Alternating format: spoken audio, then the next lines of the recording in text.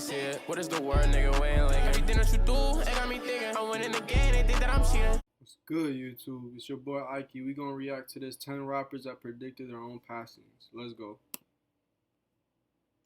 Worst thing comes to worst, I die a tragic death and I'm not able to see out my dreams. I at least want to know that the kids perceived my message. Developing right now, a search for a killer in South Florida after an up-and-coming rapper is shot dead. 20-year-old xxxtentacion killed in an apparent robbery. Just this. Then people in news always say motherfuckers' name wrong just because they be trying to rush to be the first one they get the news. xxxtentacion, like what the fuck, bro? That's not even his name. At least pronounce his name right. This year we've lost a lot of talented rappers for one reason or another, and you'd be surprised. Long live Doug, long live Vaughn, long live everybody who died in '03, long live Nip, long live Pop Smoke. To hear that a lot of these rappers predicted their final days. Be sure to watch the entire video because today we'll be counting down 10 rappers that predicted their passings. Don't forget to turn on post notifications, like, and subscribe to the channel. Number 10, Juice WRLD. Juice WRLD is very much on the mind of people right now because his latest album, Legends Never Die, has officially dropped, which is both good and bad because while it's good to have music from Juice WRLD again, it's a posthumous release. Do you want to win a brand new iPhone or a brand new MacBook Pro? Maybe you'd prefer a $500 Amazon gift card. Well, comment the hidden message in this video for a chance to enter to win. And in fact, many rappers came together to try and make this final album get its release because they wanted to pay tribute to the late rapper. Juice WRLD died. That boy could really freestyle, man, off the dome. It takes real talent to freestyle off the dome. In December 2019 after overdosing on while trying to flee officers trying to search his plane. Now, to be clear, he most certainly didn't predict the rather bizarre amount of circumstances that led to his death. However, he did predict one thing with somewhat chilling accuracy. What's the 27 Club? We ain't making it past 21. In case you didn't know, Juice WRLD died just 6 days after his 21st birthday. Wow. And if you don't get the reference, he was talking about how many rappers were said to never make it to 27 years old. But in recent years, a very disturbing trend that includes our next entry found that many rappers. With Kajabi, it's easy to take the knowledge you already have and turn it into a profitable online course. Check it out. I've got everything I need.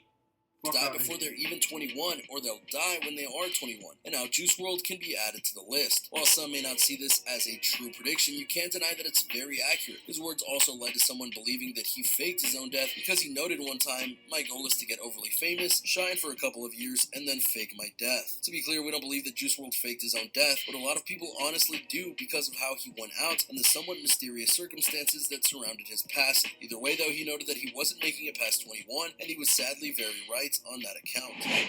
xxxtentacion. Despite it being long live Juice WRLD. You ain't even had to do all them pills, bro. You should have just gave it to somebody, man. If them your mans, you was the breadwinner. They just let you die. That's another legend we lost just because they didn't look out for him in a way.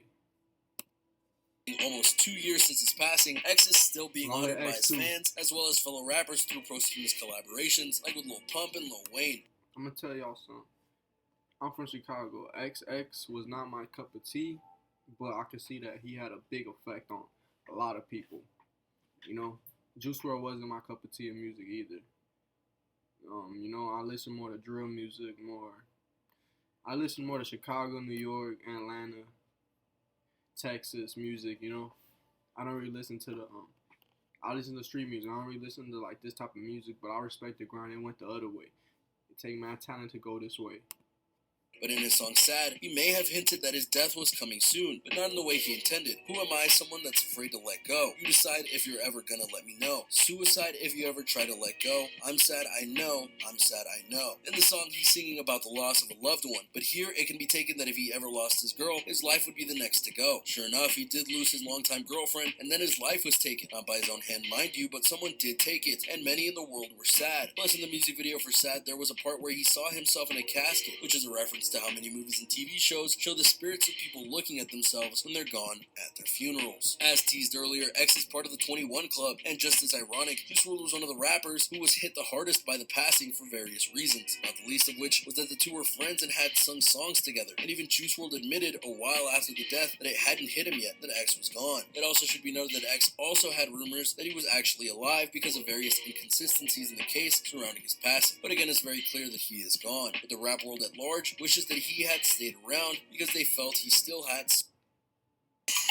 another motherfucking ad. God damn, bitch, boy. Spamming these fucking ads. so much to offer.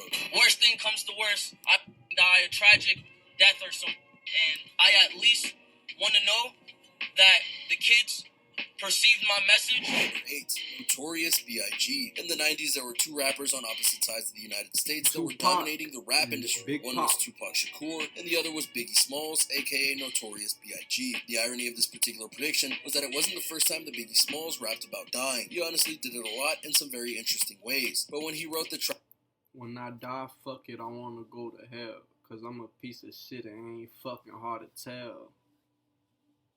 If they talking about that song, I already know it.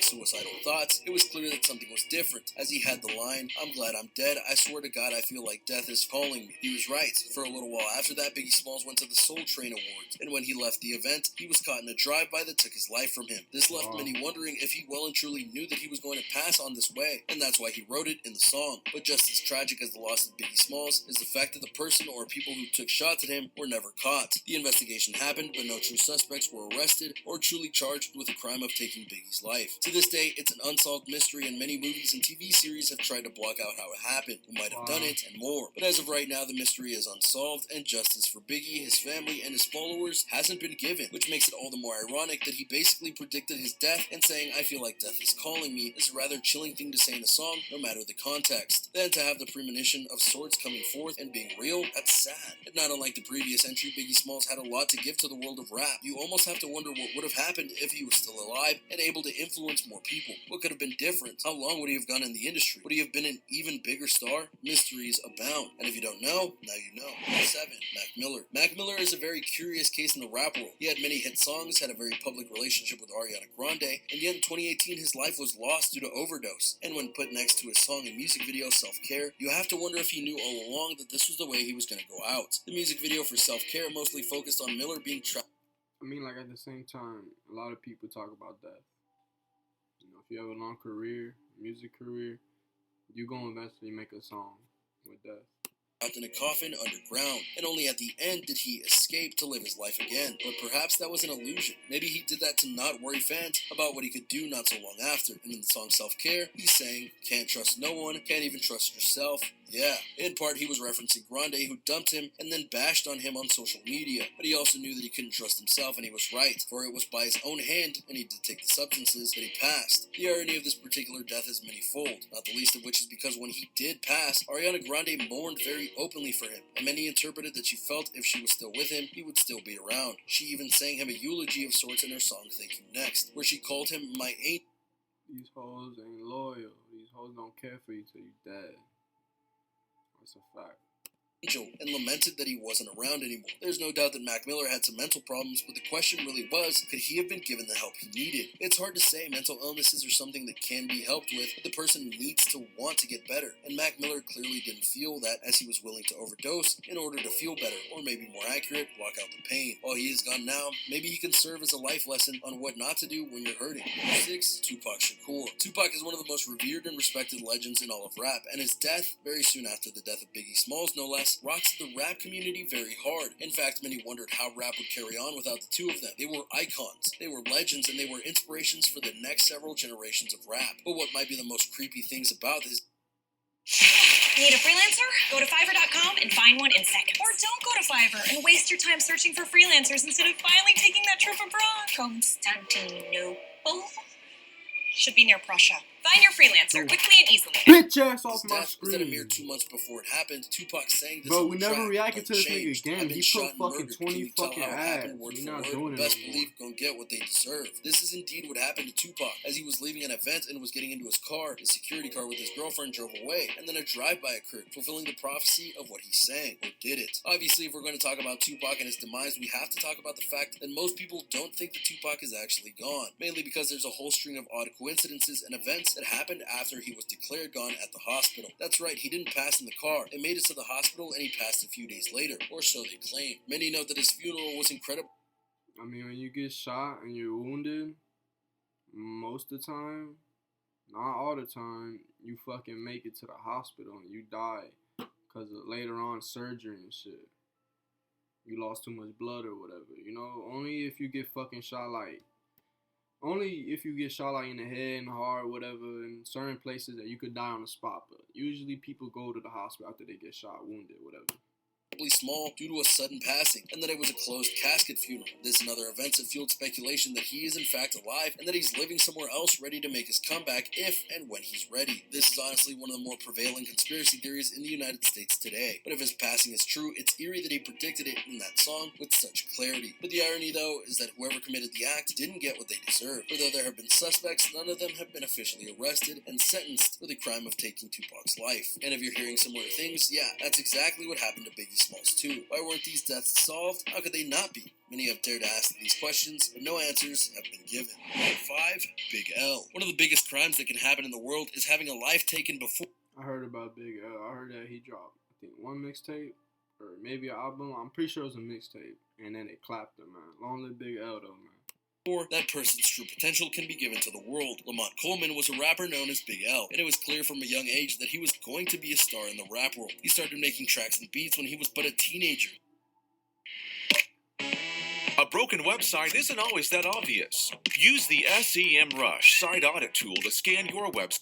Hey, would never react to this nigga. And then he released his true debut album at the age of 21. While he was working on his second album, which was highly anticipated, his life was taken from him. The album itself, not unlike many rappers that would follow a similar path out of life, was released posthumously, and in it was a song called Casualties of a Dice Game. And in that song was the following lyrics. I got weak and fell on my rear. Now I can hear the sirens. That means here comes the Jakes. But it's too late. I'm knocking on the pearly gates. This song was obviously made before his passing, and that makes the lines even more eerie in how they accurately predict his impending passing. His life was taken in a drive-by in Harlem, New York, where he lived in February 1999. Many consider him a young legend, and one that sadly won't get to become a full-grown one. Number 4, Blade Icewood. Not every rapper who predicts their own passing is a legend in the game on the worldwide stage, but that doesn't mean that they're not known. If you look up Blade Icewood, you won't find a lot of worldwide recognition, but in Detroit, he was a legend in every sense. Detroit has a deep connection with rap, especially because of the underground scene which spawned Eminem in that underground in that city. But that would eventually cost him very dearly. For you see, the dark part of rapping is that there is a lot of hate between some of the people in the genre, and Blade Icewood was in a literal war with another rapper called Wipeout. The conflict was so great that a bullet crippled Blade Icewood. He lived, but he was paralyzed and likely wouldn't be able to walk again. Wipeout's life was taken not long after, and many, including Icewood, noted that it was likely in retaliation for what he did to Icewood. But the story doesn't stop there. Not long afterward, Blade Icewood released a track called All To You, and he put all of his anger and frustration about the incident that got him paralyzed on the track, and in it, he said, next time you better take me out. He was clearly furious that the event didn't take his life, but left him with living a half-life. But sadly, the people who likely heard him the first time heard this call out. So a few months later, they came back and did indeed take his life. The lesson here, be careful what you wish for.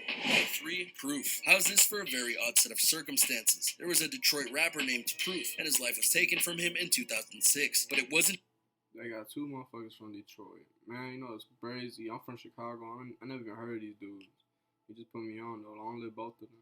Just the rapper who sang about his own passing. 2 other rappers did as well. One was a group by the name of D12, and then the legend himself, Eminem, sang a song about Proof passing. Their first drop of the notion came during the collaboration between D12 and Proof called 40 Ounces. During Proof's lines, he talks about getting into a fight at a club and then his life being taken as a result. Pretty harmless, right? Especially since it was 2 years before Proof's passing. But then, 1 year later, Eminem came out with a song called Toy Soldiers. And in the music video for the track, a friend of Eminem's is taken out in a drive-by, and Eminem can't do anything but watch. One of the lyrics that predicted the death was, I'm in the club to beef, you gotta murder me there. Sure enough, Proof was taken by a drive-by in front of a Detroit club in 2006. Coincidence? Irony? Fate? Or something more? You tell me in the comments down below. Number 2, Chinx Drugs. French Montana is doing very well by himself in the rap game and in other business ventures, but he did once ride with a crew called the Coke Boys, and one of the people in that crew was a man/rapper named Chinx Drugs, and while he was associated with French Montana, he was earning his own name in the world.